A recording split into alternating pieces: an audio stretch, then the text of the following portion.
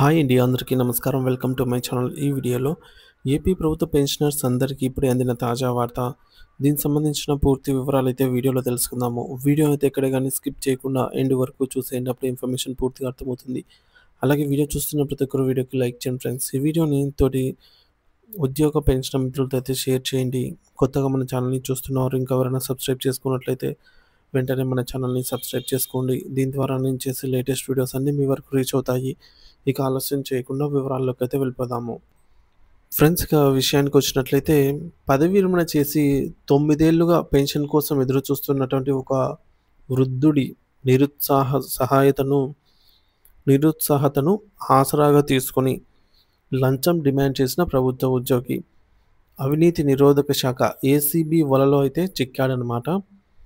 ఎక్కడంటే Kaikaluru sub treasury కార్యాలయంలో senior అకౌంటెంట్గా పనిచేస్తున్న హనుమంతరావు అలియాస్ ఆంజనేయులు గారు బాధితుడి నుంచి 20 లక్షల లంచం తీసుకుంటగా ఏసీబీ అధికారులు రెడ్ హ్యాండెడ్గా అయితే పట్టుకోవడం జరిగింది. ఇక కేసు విషయానికి వచ్చినట్లయితే కైకలూరు పట్టణానికి చెందిన షేక్ అబ్దుల్ సుబానీ 69 సంవత్సరాలు.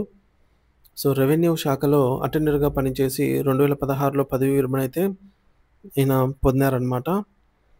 అలాగే అయితే వివిధ సాంకేతిక మరియు పరిపాలనా కారణాల వల్ల ఆయనకు రావాల్సిన పెన్షన్, గ్రాట్యుటీ గత 9 సంవత్సరాలుగా మంజూరు కాలేదు. దీంతో ఆయన తీవ్ర మానసిక ఆర్థిక ఇబ్బందులను ఎదుర్కొన్నారు. అనేక ప్రయత్నాల తర్వాత 3 నెలల క్రితం ఏలూరు జిల్లా ట్రెజరీ కార్యాలయం నుండి సుబానీ పెన్షన్ ఫైల్ను ప్రాసెస్ చేయమని చెప్పి కైకలూరు సబ్ ట్రెజరీ కార్యాలయానికి ఆదేశాలు అందాయి.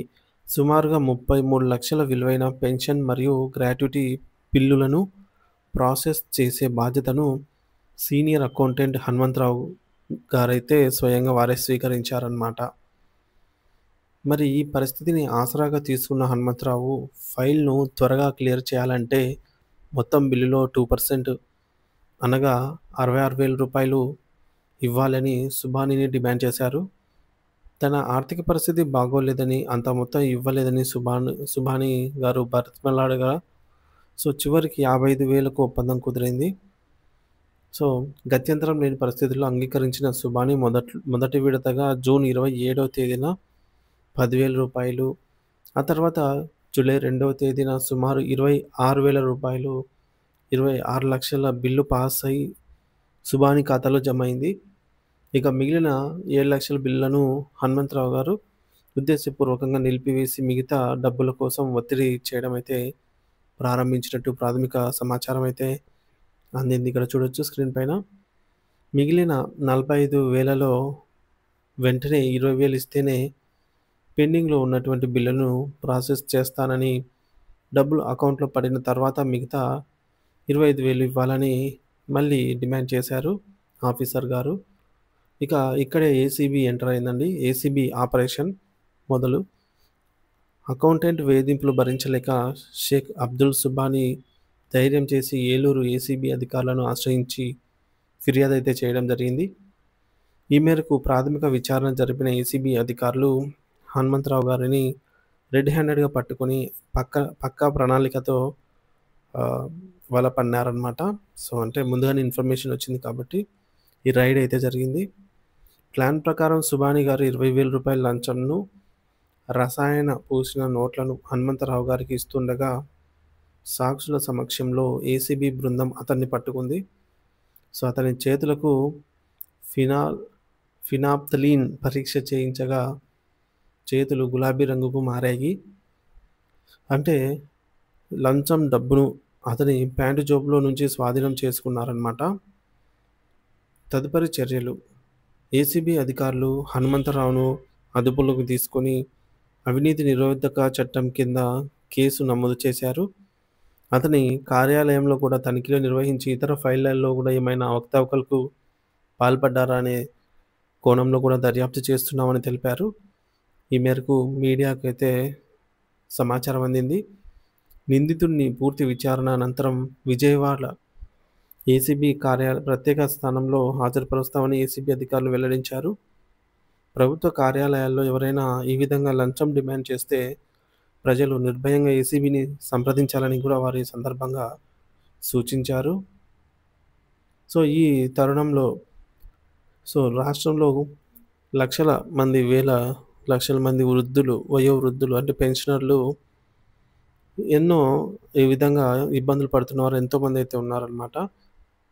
సో, ఇటువంటి మీరు గూడా ఎదుర్కొని ఉంటే ఇటువంటి ఈ యొక్క సమస్యను మీరు గూడా మీ ఎదుర్కొని ఉన్నట్లయితే ఇటువంటి సమస్యలకు కామెంట్ ద్వారా అయితే తెలియజేయండి ఫ్రెండ్స్. అలాగే ఎవరైనా ఇటువంటి సమస్యలున్నవారు ఏసీబీ అధికారులకు ఇన్ఫర్మేషన్ తెలియజేయాలి అని అనుకున్నట్లయితే మనకు ప్రభుత్వ వెబ్‌సైట్ అయితే ఉందండి. యాంటీ కరప్షన్ బ్యూరో, అవినీతి నిరోధక శాఖ, ఆంధ్రప్రదేశ్ ప్రభుత్వం. సో, వెబ్‌సైట్ వచ్చేసి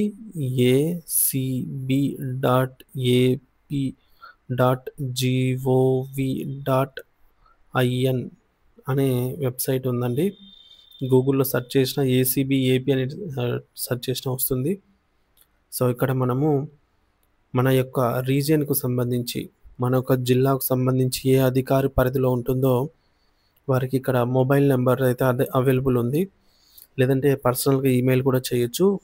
సో, స్టేట్ వైడ్ ఏసీబీ ఆఫీసర్లు అంటే వీరు డైరెక్టర్ జనరల్ గారి నెంబరు, ఈమెయిల్ ఐడి డైరెక్టర్ గారు, అలాగే additional director admission and CIU Rayalaseema సంబంధించి జోను, అలాగే జాయింట్ డైరెక్టర్ గారండి central zone, legal and training zone సంబంధించి వీరి నెంబర్స్. ఇవే కాకుండా సో, మన యొక్క రేంజ్ అనంతపూర్ అనుకోండి. సో, అనంతపూర్ సంబంధించి మనం డైరెక్ట్‌గా వెళ్ళాలన్నా కూడా అడ్రస్ ఇది. So, landline number, email ID.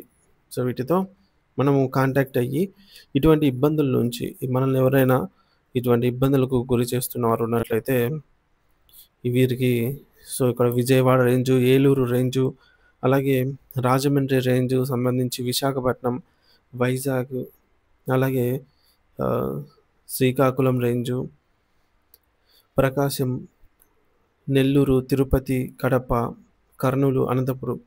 So, ఈ విధంగా మీరు కనుక ఇబ్బందిని ఎదుర్కొంటున్నట్లయితే, కంప్లెయింట్ చేయాలనుకున్నట్లయితే మీరు ఈ యొక్క ఈమెయిల్ ఐడి లేదా mobile number, phone number, landline number ద్వారా అయితే వీరిని సంప్రదించి మీ వివరాలను గోప్యంగా అయితే ఉంచబడతాయండి.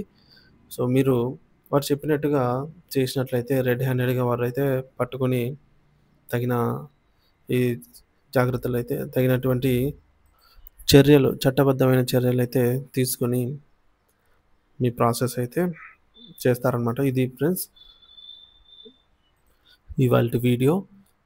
సో, వీడియో పెన్షనర్స్‌కి ఉపయోగకరంగా ఉంటుందనే ఉద్దేశంతో చేయడం జరిగింది. వీలైనంత మంది పెన్షనర్స్‌తో అయితే ఈ వీడియోని షేర్ చేస్తారని అయితే భావిస్తూ, అలాగే ఈ వీడియోకి అయితే లైక్ చేయండి friends. Thank you for watching this video. మీ అభిప్రాయాన్ని కామెంట్ ద్వారా తెలియజేయండి.